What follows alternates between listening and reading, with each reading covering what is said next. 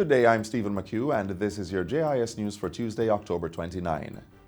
Over 1,000 Jamaicans are expected to benefit from free medical services being provided by the United States Navy hospital ship USNS Comfort.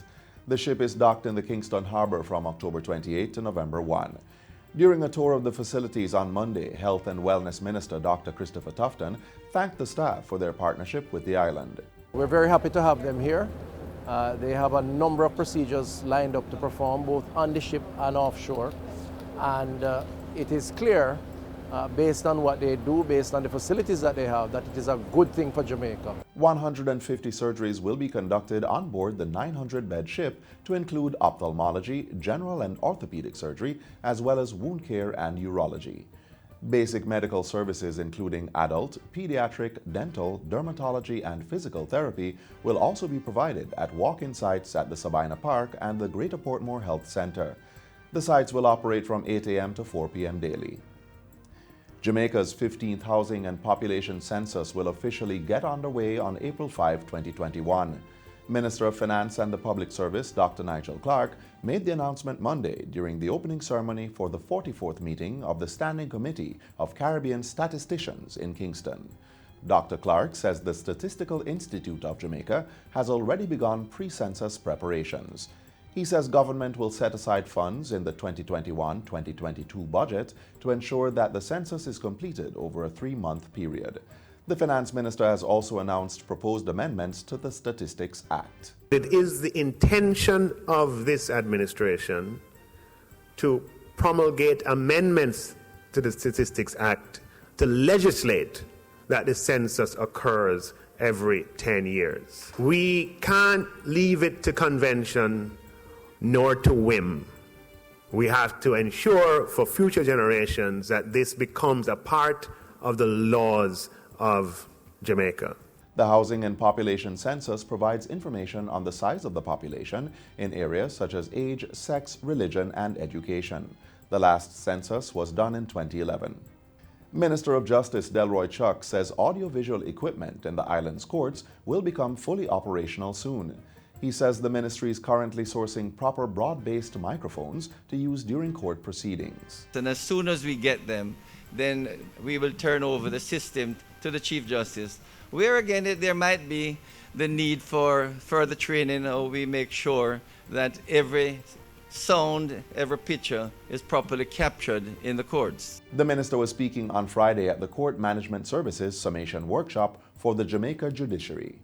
The use of audiovisual equipment in the courts forms part of the ministry's aim to create a first-class justice system. Minister of Foreign Affairs Kamina Johnson-Smith is calling on the United Nations to increase its offering of technical support to help developing countries such as Jamaica achieve the Sustainable Development Goals (SDGs) faster. The SDGs, also known as the Global Goals, are a collection of 17 goals set by the UN General Assembly in 2015 and are to be attained by 2030. I want to also encourage the UN to think about the type of technical advice that may be needed at a higher level or in a greater volume for countries like Jamaica across the region who are dealing with complex issues to support or add to the, of course, extremely competent national expertise which we have on the ground. We're looking to supplement domestic capacity in order to move us more quickly to where we need to be. Senator Johnson-Smith was speaking on Thursday at a function to mark the 74th anniversary since the establishment of the United Nations. The function facilitated national youth dialogue on the SDGs with over 300 students, including youth with special needs. The National Solid Waste Management Authority, NSWMA, has expressed sympathies to the families and school community of children injured by a garbage truck at the Clancarthy Primary School yesterday. The child has since succumbed to the injuries received when a truck overturned on students at the Deanery Road-based school. The NSWMA's Executive Director, Audley Gordon, says the truck involved in the incident was not owned or contracted to the organization. But notwithstanding, he says a senior team from the MPM Waste Management Limited was dispatched to the school to offer moral support and comfort to the loved ones. And finally, the impact of disaster management and climate change will be the focus of this year's Local Government Month observances in November.